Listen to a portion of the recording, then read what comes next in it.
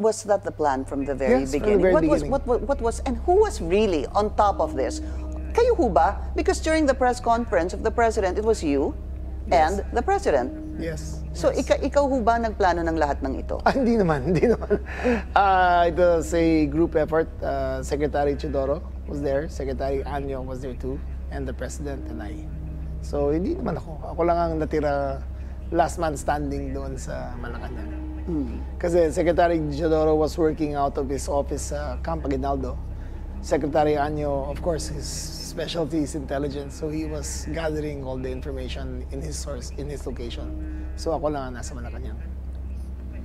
Was it a little odd or hard, I guess, for Secretary Anyo, sir? Knowing that, of course, he was I think so. part of the I Duterte think administration. he still shares some affection for the former president. They had a very good working relationship. But he's a professional, he is a soldier, and he's a gentleman. So he served this role, and the information that he gathered and shared was very reliable. And Such as? Or is there anything you can share? The conversations on whether or not they would go home. I think the lawyers were prevailing for him to stay in Hong Kong or in China, and the children prevailed on him to go home. Ibig sabihin, yung mga lawyers po sinasabi kay dating Pangulong Duterte. Parang gano'n ang lumalabas sa mga sources. Sources from Secretary Anyo? Sources ni Secretary Anyo. Opo. And he relayed that to the core team. So the core Yes. team is the President, yourself, Secretary Anyo, Secretary Teodoro, and The President. kayo lang. So you kept it very small. Very small. And it was meant to be that way. Yes, you cannot plan an operation like this and involve too many people. Okay.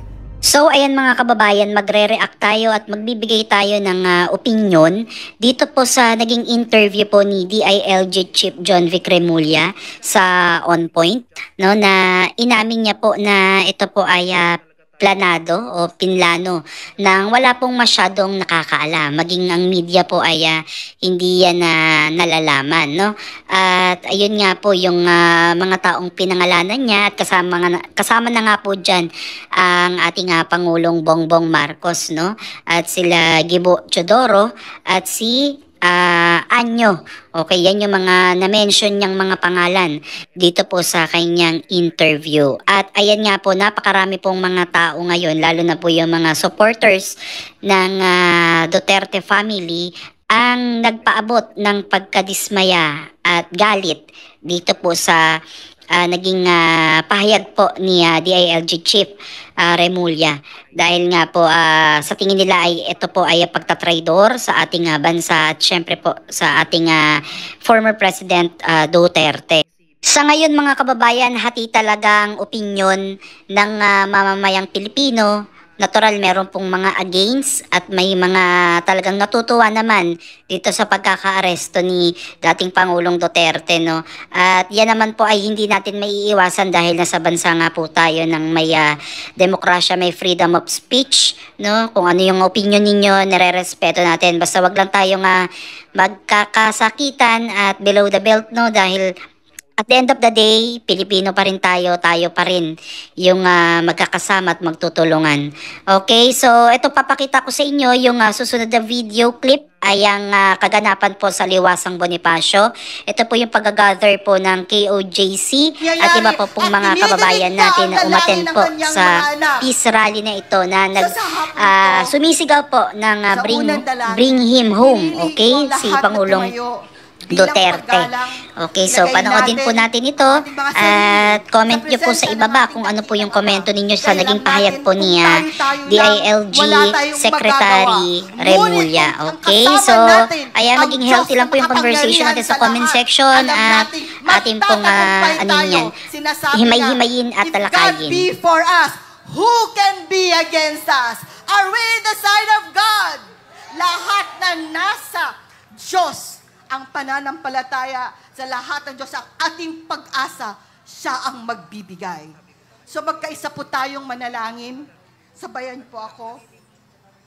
Ama namin makapangyarihan sa lahat, ang Diyos namin manway ka ng langit at lupa. Ikaw po ang amakda ng lahat, aming Amang Hesukristo. Sa pagkakataong ito, narito po ang lahat ng nagmamahal sa iyo sa ating bansa at lalong-lalo na sa aming pinakamamahal na dating Presidente, Pangulo Rodrigo Roa Duterte, na naging mabuting ama sa bansang Pilipinas. Siya ay naglingkod ng tapat sa bayan, tunay na nagmahal sa Pilipino, at binigay niya ang lahat para sa kaiunlad ng bansa. Nilabanan niya ang masama upang maging ligtas kami sa kapahamakan at kriminalidad. Sa likod po ng lahat ng nangyaring pag-alay niya sa kanyang buhay, nasaksihan po namin ang nangyaring karahasan at sa pilitang paghuli sa kanya, kinuha siya sa amin. Kaya ngayon, nagluluksa ang bansa. Ngunit alam namin, dakilang Ama, Diyos namin na makapangyarihan sa lahat, na hindi po ninyo hahayaang mawalang lubusan ang pananalig namin sa batas. Bagamat dumaan man kami ngayon sa panganib at kawalang katarungan, naniniwala kami at nananampalataya na ang inyong kapangyarihan ay mananaig sa aming kalagitnaan. Magkaisa po kaming dumudulog at nananalangin. Naiunat niyo po ang inyong makapangyarihang kamay upang hipuin at proteksyonan at panatalihing nasa mabuting kalagayan at kalusugan sa pangangatawan ang aming mahal na Tatay Digong na nag-iisa ngayon sa Hague, Netherlands sa kamay ng mga banyaga. Nananampalataya kami na makakamit niya at namin ang agarang hustisya at tunay na kalayaan at higit sa lahat, makakauwi siya na bansa at muli namin siyang makakasama at makakapiling. Diyos namin makapangyarihan sa lahat, sampu ng kanyang mahal sa buhay. Dinadalangin namin na bigyan mo po sila ng kalakasan, magiging matatag po sila sa kanilang dinaranas sa matinding kapagsubukan ngayon.